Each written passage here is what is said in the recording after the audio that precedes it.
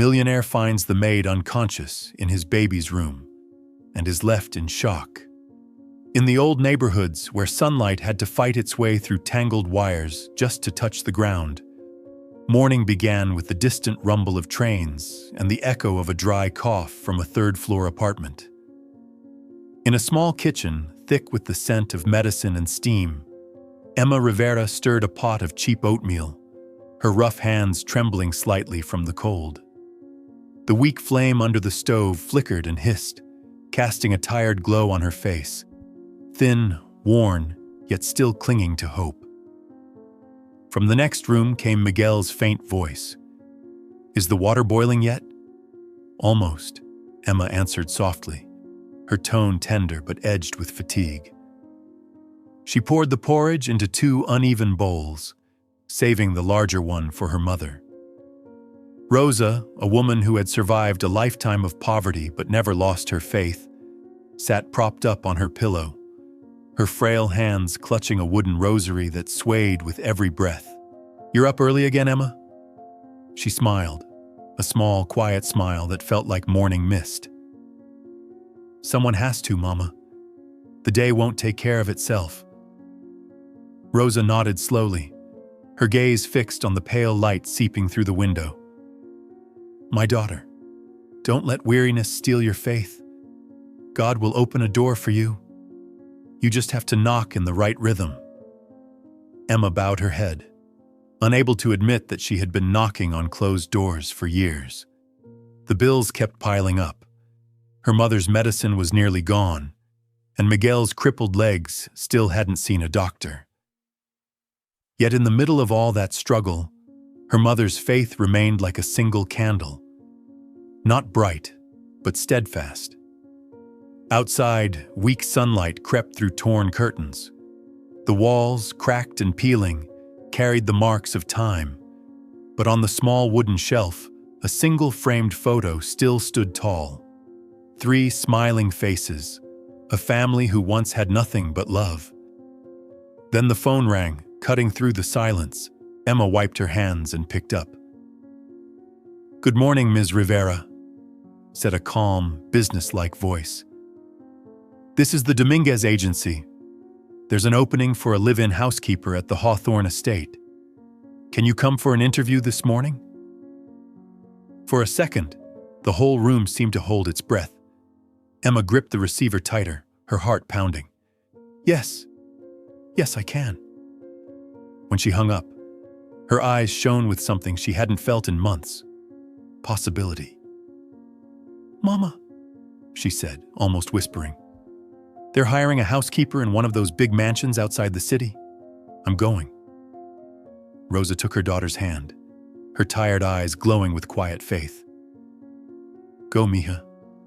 Maybe that's the door God has been waiting to open for you." Emma changed into her cleanest dress and slipped on her old, polished shoes. She kissed her mother's forehead, told Miguel to take his medicine, and stepped out into the cold morning air. The first rays of sunlight crawled over the cracked rooftops, and somehow her heart felt warm. On the crowded bus speeding toward the suburbs, the scenery began to change, broken sidewalks fading into long, tree-lined streets. Emma leaned her head against the window, eyes glistening with a fragile kind of hope. She didn't know what waited ahead, but for the first time in a long while, she dared to believe that maybe, just maybe, a miracle was on its way. The bus stopped on a flawless suburban road, where trees stood in perfect symmetry, and every blade of grass looked trimmed by precision. Emma stepped down, her worn shoes sinking slightly into the clean pavement. Before her rose the Hawthorne estate, a vast white mansion surrounded by sculpted gardens and marble angels that seemed too cold to pray. It didn't feel like a home. It felt like a world built to keep feelings out. She clutched her old handbag tightly, drew a breath, and pressed the doorbell. The iron gate opened slowly, soundlessly. The crunch of gravel underfoot was the only sign of life. When the main door swung open, Claire Bennett appeared, a woman in her 40s, her blonde hair pinned neatly, her suit crisp and severe. Her eyes scanned Emma in one sharp motion, assessing, dismissing. "You must be Ms. Rivera." "Yes, from the Dominguez agency." "Follow me," Claire said, her tone clipped, leaving no room for warmth. The marble floor reflected the glow of a chandelier that hung like frozen light. Each of Emma's steps echoed against the walls, making her feel smaller with every sound. Portraits lined the hallway, a woman smiling softly beside a man holding a baby. Emma recognized him at once. Alexander Reed, the tech magnate whose face once filled magazine covers. "Mr. Reed is a very private man," Claire said evenly. "He lost his wife a few months ago. The house must remain quiet and immaculate. These are your duties, schedule, and restricted areas. The nursery is off limits." Emma nodded, taking the printed sheet with trembling fingers. "I understand, ma'am." "Call me Ms. Bennett." Claire's heels clicked away, leaving a faint echo that seemed to stretch for miles. Emma stood alone in the grand hall, the air heavy and motionless. She began to clean, each sweep and wipe careful, silent. But then, cutting through that stillness, came a sound. Soft at first, then desperate. A baby crying. It came from upstairs, behind a white wooden door at the end of the hallway. Emma froze. No footsteps, no voices, no one coming. The cry grew weaker, but it didn't stop. "Maybe. The baby," she whispered. Her orders rang in her head. "Don't enter the nursery." But her heart whispered louder. No child should cry alone. She set down the mop and slowly climbed the stairs. The door creaked open, revealing a spotless, lifeless nursery. Everything gleamed. White curtains, wooden crib, bottles lined in rows. Everything but love. On the soft mattress, baby Oliver lay curled, face red, tiny fists reaching for air. His cry was faint, almost fading into silence. Emma's throat tightened. "Shh. It's okay, sweetheart," she murmured, her voice trembling as she lifted him gently, afraid to break something so fragile. His warmth filled her arms. His sobs melted into her heartbeat. She hummed an old lullaby, words she barely remembered. "Hush now, little one." The crying stopped. Oliver's teary eyes blinked open, meeting hers, a first fragile connection between two lonely souls. Emma smiled, forgetting for a moment where she was. Then a deep voice cut through the air behind her. "What are you doing with my son?" She turned sharply. Alexander Reed stood at the doorway, tall, composed but hollow-eyed, the look of a man who hadn't slept in weeks. His gaze locked on the sight of Emma holding his child. Confusion, pain, disbelief flickering all at once. I heard him crying. No one came, so I put him down." The words weren't loud, but they hit like a verdict. Emma bowed her head and carefully laid Oliver back in the crib. The baby cried again, softer this time, as if echoing her own ache. Alexander's jaw tightened. "You were hired to clean, not to touch my son." "I'm sorry, sir." He hesitated, something flickering in his expression, guilt, maybe, before retreating down the hall, leaving the door half open and the baby's sobs fading into the quiet. Emma stood still, her hands trembling. The room was flooded with white light, yet it felt unbearably cold. And for the first time, she realized the mansion wasn't silent. It was full of a cry no one wanted to hear. When the nursery door closed behind Alexander, the last sound that lingered in the air was Oliver's faint, raspy cry. From that moment, that sound seemed carved into Emma's memory, following her through every corner of the mansion, every breath she took. She kept working as usual, scrubbing floors, polishing silver, ironing curtains. But each time she passed the second-floor hallway, her heart ached. Behind that white door, Oliver was still there, crying softly in a room that looked perfect, but felt utterly empty. The baby had two nannies, both young, both indifferent. One scrolled through her phone endlessly, glancing up only when the crying grew unbearable. The other fed him milk without checking the temperature, then placed him back in the crib like returning an object to its shelf. Emma tried to stay quiet, to follow the rules. But that afternoon, when she saw Oliver crying again, his tiny face red and trembling, she couldn't help it.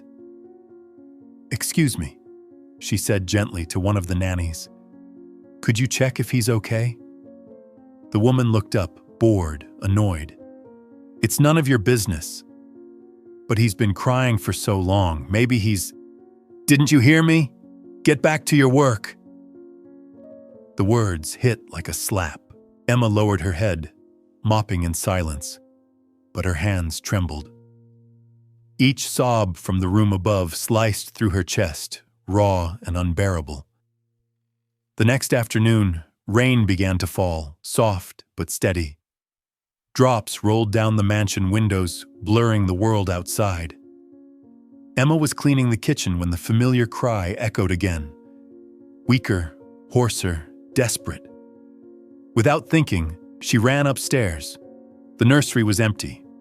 No nannies, no Claire, only Oliver, his cheeks flushed, sweat dampening his soft hair, his skin burning under Emma's touch. "Oh God, you're burning up," she whispered. Her pulse raced. No one else seemed to hear. The unfinished bottle sat on the table. A thermometer blinked red, the number too high to ignore. She couldn't wait. She fetched a bowl of cool water, soaked a towel, and placed it gently on the baby's forehead. "It's okay, Oliver. I'm here now." The baby's cries softened into shallow breaths. Emma lifted him, pressing him close to her chest. The scent of milk and warmth filled her senses, stirring something deep within her. She sat on the rocking chair and began to hum, the same lullaby her mother once sang to her. "Sleep, little one. Let the dreams take you to the light." Her voice quivered, but each note wove a thread of comfort between them. Oliver sighed, then slowly drifted into sleep, his face returning to its soft, pink calm. Emma exhaled in relief, tears glistening in her eyes. The door swung open. Claire Bennett stood there, eyes like sharpened glass. "What do you think you're doing?" Emma froze, still holding the baby. "He had a fever. I didn't ask why. Who gave you permission to touch him?" There was no one here. He was crying, and... "I told you once, Rivera. If you step into this room again, you're finished." The words sliced through the air. Oliver startled awake, wailing again. Emma tried to soothe him, but Claire yanked the child from her arms, holding him awkwardly, making him cry even harder. Emma's eyes burned with tears she refused to let fall. "Please, Ms. Bennett. He needs care. He really is sick." "Enough! Get out before I call Mr. Reed." Emma stepped back, her heart pounding, fear, anger, sorrow twisting together. She left the room, but the moment the door shut, she could still hear the baby's cry, faint yet piercing, echoing through her soul. That night, the rain didn't stop. Emma sat on her small bed, clutching an old rosary in both hands. The room was dark, her voice a whisper trembling in the silence. "Dear God, if you brought me here, please show me what to do. Show me how to protect this child." Outside, the rain mingled with wind, and somewhere above, faint but steady, the sound of a baby crying returned, as if heaven itself had heard her prayer. After the long night of rain, The mansion returned to its usual suffocating quiet. Only Emma was different. Her eyes red from sleeplessness, her voice hoarse. But something in her gaze had changed. She was no longer afraid. The fear of losing her job, of being dismissed, of being invisible, it all seemed small compared to the fierce need to protect Oliver. Claire noticed it, and like a predator sensing danger, she became wary, then jealous. To her, Emma was no longer a harmless maid. She was an intruder, creeping into the life Claire had long claimed as her own, Alexander's world. Claire had always imagined herself as his confidant, the one who truly understood his pain. But Emma, with her soft voice and kind eyes, had become a threat. That afternoon, Claire approached Emma as she folded laundry in the utility room. "Ms. Rivera," she said, her voice dripping with false sweetness. "Mr. Reed is meeting some investors in the parlor. I need you to run to the store and get a new brand of formula. It's what he requested." Emma nodded. "Of course." Claire handed her a bill and a note, smiling just enough to hide the venom behind it. Emma threw on her coat. The ground outside still glistened from the morning rain. She didn't know that the moment the iron gate closed behind her, the trap had already sprung. Upstairs, Oliver's small body began to burn with fever. Claire glanced at the monitor, saw the thermometer flash red, and did nothing. She descended the stairs, entering the parlor where Alexander was greeting two investors. "Is Oliver asleep?" Alexander asked, his tone polite but distant. "Of course, sir," Claire replied smoothly. "Everything's under control. Emma just went out to pick up a few things." "Emma?" His brow furrowed. "You sent her out?" "Just for supplies. It's fine." But upstairs, the faint sound of crying grew louder, weak at first, then desperate. No one moved. When Emma returned, carrying the bag of formula, she sensed something wrong immediately. The air felt heavy, then she heard it. Oliver's cry, sharp and trembling. She dropped the bag and raced up the stairs. The sight froze her heart. The baby's face flushed deep red, his tiny chest heaving, sweat soaking his hair. "Oh God," she gasped. She snatched the phone and called Dr. Morales, the pediatrician. His calm voice steadied her. "Listen carefully. Cool his body down. Sponge with warm water. Keep him slightly elevated. No blanket." Emma followed each step, hands trembling but determined. She unwrapped the baby, dampened a towel, and wiped him gently, whispering, "You're okay, Oliver. You're okay. I'm right here." She pressed her cheek to his burning forehead, humming softly until his breathing began to slow. Just as she placed a cool cloth across his chest, voices echoed from the hall. The door opened wide. Alexander Reed stood there, flanked by two sharply dressed investors. And in the middle of the room was Emma, holding his half-naked, feverish son in her arms. The moment hung frozen in time. "What the hell is this?" one man muttered under his breath. Claire rushed forward, feigning shock. "Oh no! I told her not to touch the baby. She just won't listen." Then she turned to Alexander, eyes wide with false concern. "I was gone for a minute and she—" "No!" Emma stammered. "He was burning up. I only wanted—" "Enough!" Alexander's voice cut through like steel. The investors exchanged glances, the air thick with awkward silence. "Are you insane? Who told you to do this?" "Sir, Dr. Morales said—" "I don't care what he said. You're fired. Right now." The words struck like thunder. Emma froze, color draining from her face. Oliver whimpered, clutching at her blouse with his tiny hands. She wanted to explain, to plead, but her voice failed her. Alexander stepped forward, taking the child from her arms. Oliver began to cry louder, the sound slicing through Emma's chest. Claire turned her head away, hiding a victorious smile. Emma lowered her gaze. Tears slid down her cheeks silently. She packed her few belongings, a scarf, a photo of her family, her small Bible, and walked to the back door. Outside, rain had started again, thin and cold. She stepped into the storm, her shoulders shaking, her heart splintering under the weight of injustice. Behind her, Oliver's cry echoed faintly through the rain, a sound she knew she would never forget. The rain from that night lasted into morning. Emma sat curled by the window of the tiny apartment, her eyes swollen from crying. On the table lay her open handbag.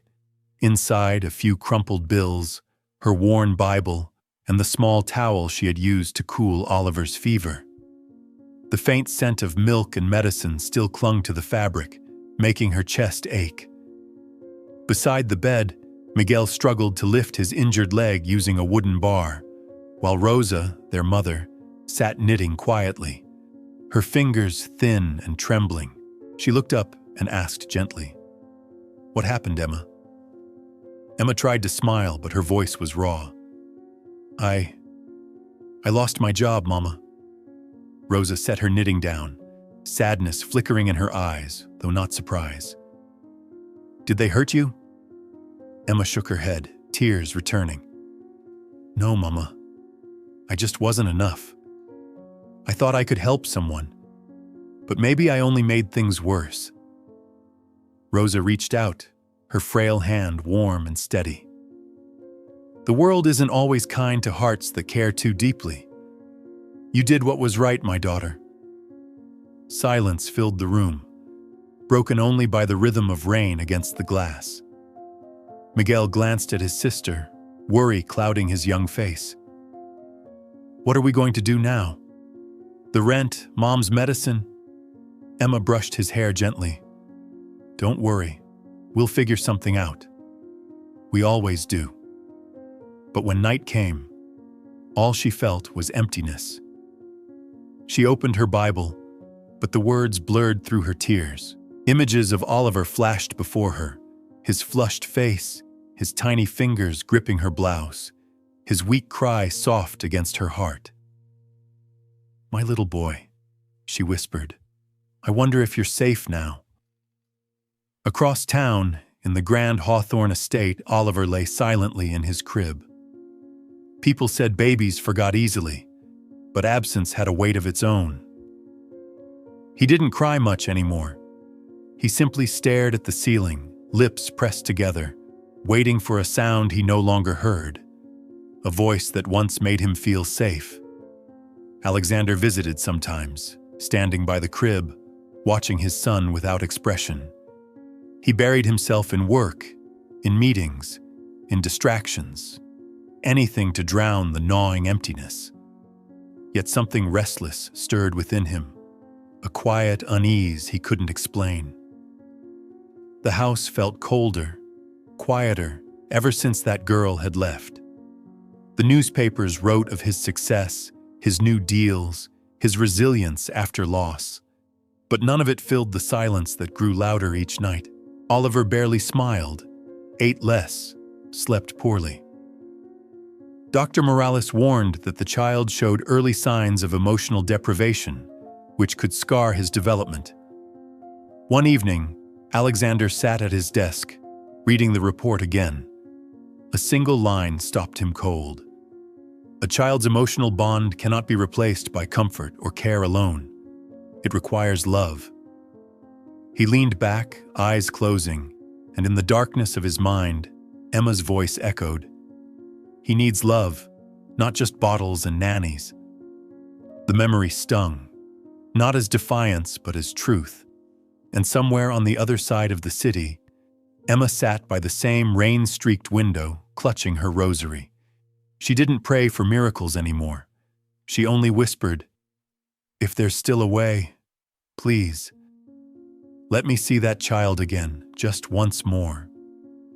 Rain returned that Saturday night, cold, relentless, as if the whole city were weeping. Emma walked home from yet another failed interview, her shoes soaked, her hands numb. Streetlights painted her face pale and tired. Then something in the newsstand window made her stop cold. On the front page of the evening paper, a headline screamed, "Businessman Alexander Reed faces crisis as infant son's health declines." Her heart seized. Beneath the grainy photo was an image of Oliver, thin, pale, lying in his crib, a leaked picture that made the house look colder than it was. Her throat closed. The article mentioned emotional malnutrition, a condition where the child no longer responded to the world. "No," she whispered, tears spilling. "Dear God, I knew it."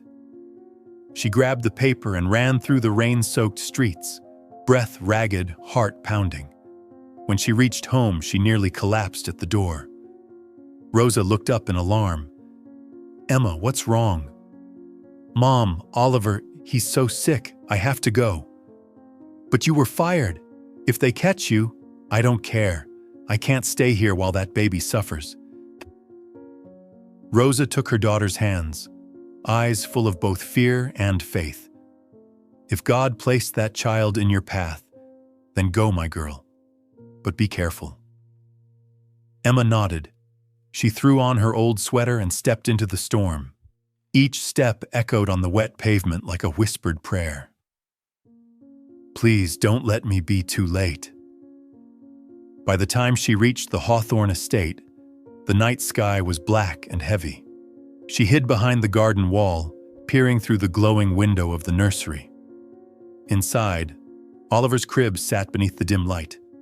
No nurse, no Claire, no Alexander. The baby lay still, his hand limp against the blanket. Emma climbed the side gate, her soaked shoes sinking into the wet grass. The back door was ajar, as if fate had left it open. She slipped inside, moving through the silent corridors, her heart hammering in her chest. When she entered the nursery, the air was cold enough to sting her lungs. Oliver's breath came shallow and fast, his skin ghostly pale. "Oliver," she whispered, tears welling. "I'm here, sweetheart." She touched his forehead, burning hot, fever. Trembling, she searched the cabinet, found a towel and a thermos of warm water. She bathed him gently, whispering words of comfort. "You're not alone. I'm here now. I won't leave again." The baby's eyes fluttered open, dull but faintly recognizing her. His lips parted, a weak breath escaping, a sound that broke her. Emma lifted him, holding him against her heart. "Sleep, little one. You're safe." She didn't hear Claire Bennett returning. The woman froze at the doorway, her eyes gleaming with cruel satisfaction. "Perfect," she muttered. "This time no one will save her." Claire pulled out her phone, calling security. "There's an intruder in the house. Call the police." Then she burst into the room. "Enough, Rivera! You're trespassing!" Emma turned, startled. "Claire, please, he's burning up. He needs a doctor." "Shut up! You broke in! You think he'll forgive you for this?" Emma clutched Oliver tighter, her voice trembling but firm. "I didn't come for forgiveness. I came to save his child." "How pathetic," Claire spat. "You really are as foolish as I thought." "Maybe," Emma whispered, "but at least I know what love is." The words stunned Claire for a second, then her expression hardened. "The police will handle you soon enough." Emma tried to step back, but her vision blurred. She hadn't eaten all day. Her body weakened, legs trembling. "No, not now." The world tilted. The floor rushed up. She fell, still cradling Oliver, both sinking together like a sigh swallowed by the storm. The thud upstairs startled Alexander in his study. He raced up the stairs, flung open the nursery door, and froze. Emma lay unconscious on the floor, Oliver resting against her chest. "What happened here?" he shouted. Claire's voice trembled with false concern. "She broke in. I told her to leave. She fainted." Alexander knelt beside Emma, checking her pulse. "She's weak. She needs help. Call an ambulance now." "But—" "Now." His voice cracked with something unfamiliar. Fear. As the paramedics carried Emma out, Alexander held his son, who stirred weakly, eyes half open, small fingers clutching his father's hand. A flood of emotion surged through him. Guilt, realization, awakening. Outside, the rain poured harder. The ambulance lights disappeared into the storm, and Alexander Reed knew that tonight, not only Emma was fighting for her life, but he was too, learning at last how to have one. That night, after the ambulance disappeared into the storm, the mansion fell silent. Alexander sat motionless in his office, his shirt still damp, eyes hollow. On the couch beside him, Oliver slept, breathing softly. Alexander watched him with a heaviness that pressed deep into his chest. Guilt, raw and consuming. At 3 a.m, unable to shake the unease gnawing inside, he stood and walked to his desk. Something about Claire's story didn't add up. He opened the mansion's surveillance system, scrolling through the archived footage. Dozens of clips filled the screen. He rewound day after day, week after week, and then the truth unfolded before him. There was Emma in her simple uniform, entering the nursery late at night. She soothed Oliver when he cried, wiped his tiny forehead, sang softly until he slept. No one had asked her to do it. She did it because she cared. Then came Claire, turning off the nursery monitor, disconnecting the audio feed, sending one nanny home early, tossing a folded note. Emma's warning about Oliver's fever, straight into the trash. Alexander froze. The footage was grainy, but the truth was blinding. In those recordings, he saw himself, a cold, distant father, blind to the kindness right in front of him. He had believed lies. He had punished the only person who had truly seen his son. He sat there until dawn, his trembling hands clenched around the mouse, his eyes burning, not from sleeplessness, but from shame. He picked up the phone and dialed Dr. Morales. "Doctor, I need to confirm something.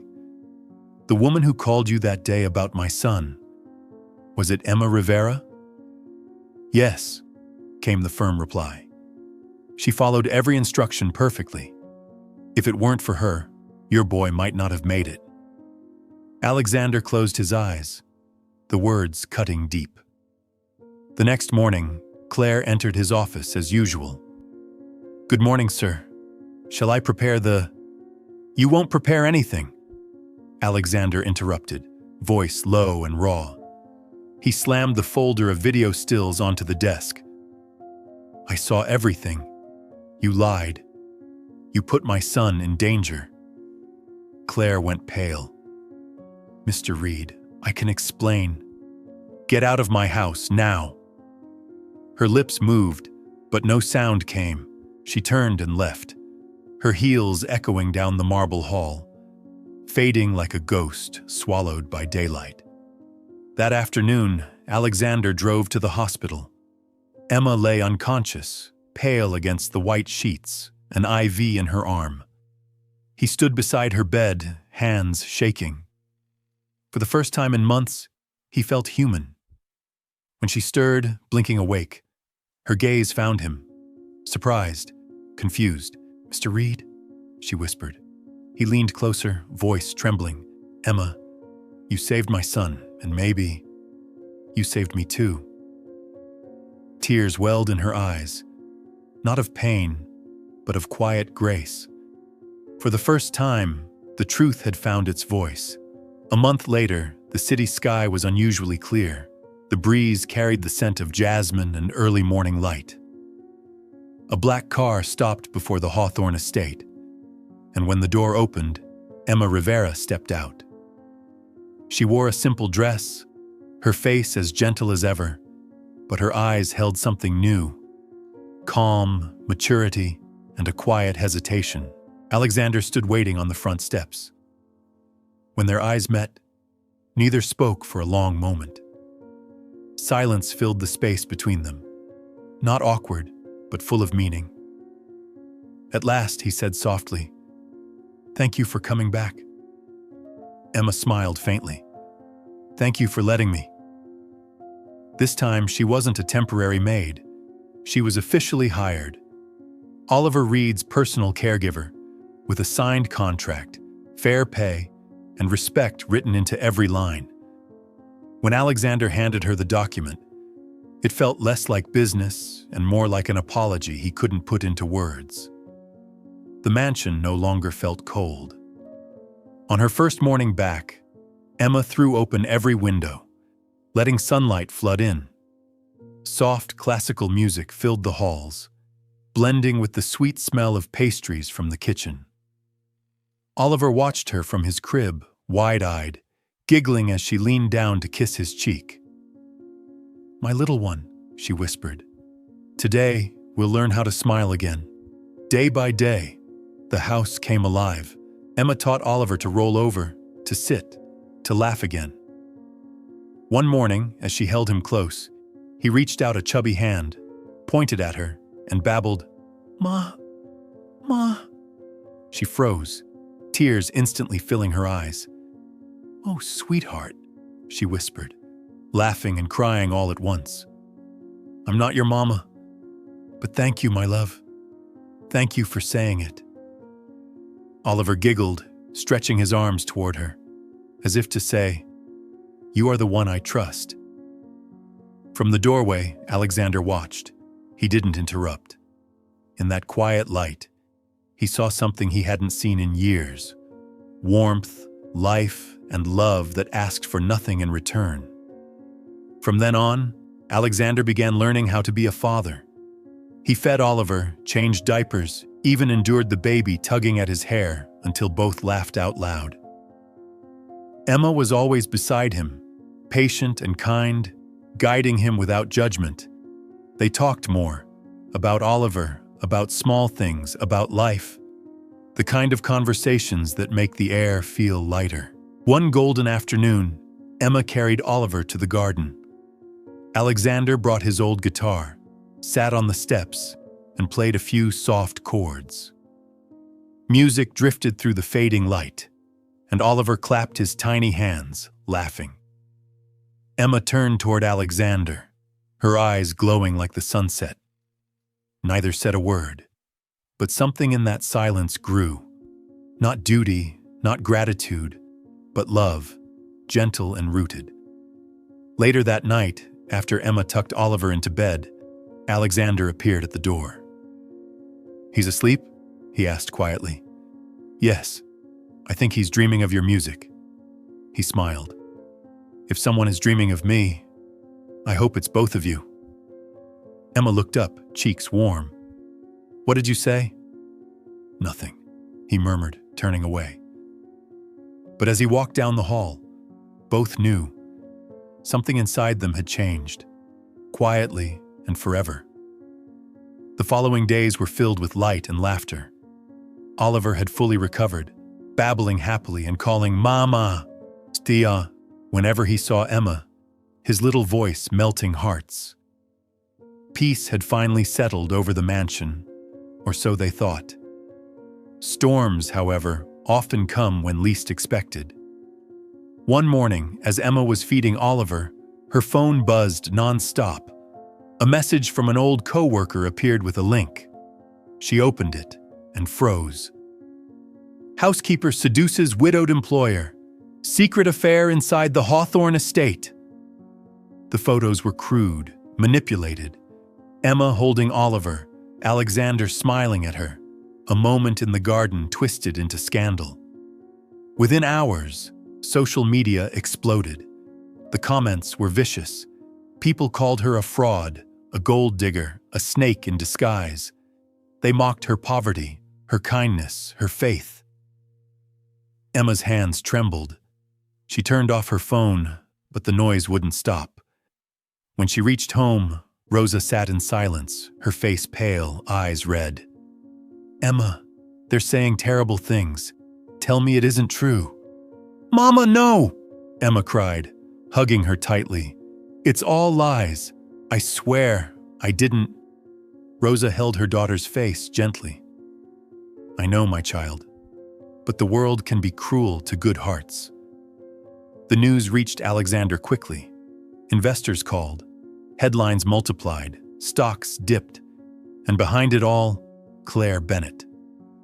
From a fake account, she spread her poison, claiming Emma had seduced Alexander to secure her position, that she had neglected Oliver. That night, Alexander sat in his office, staring at the flood of hate online. His jaw tightened. He realized that if he stayed silent, Emma would be destroyed. The next morning, he called a press conference at the mansion. Reporters filled the hall, cameras flashing. When Alexander stepped forward, holding a thick folder, his voice was calm, measured, but every word struck like thunder. "The rumors about Ms. Emma Rivera are completely false. I, Alexander Reed, testify that she saved my son's life and cared for him with a love no salary could ever buy." He raised the folder. Security footage, staff testimonies, Dr. Morales' report. Behind him, a screen lit up. Video of Emma gently rocking Oliver to sleep, kissing his small hand, whispering softly in the dim light. The room fell silent. "And the person responsible for these lies," he continued, his voice deepening, "is now under criminal investigation for child neglect and defamation. Justice, like love, always finds its way." By the end of the week, news broke. Claire Bennett had been charged. Public opinion shifted. The same voices that once mocked Emma now praised her courage and grace. That evening, under the soft glow of sunset, Emma sat on the garden swing with Oliver in her arms.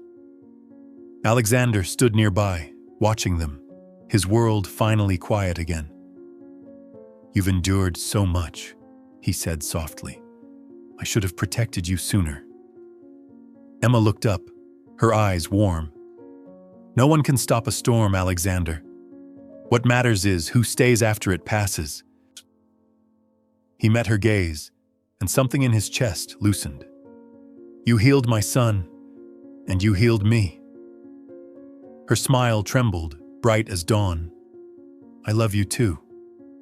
Alexander leaned in, their lips meeting.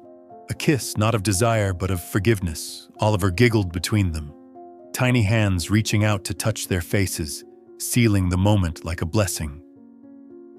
Above them, the clouds broke apart. The rain stopped. A rainbow arched across the sky, shimmering in the fading light. Emma looked up, whispering, "Mama was right. After every storm, the sun returns." And beneath that gentle rainbow, they sat together, three souls once broken, now whole again.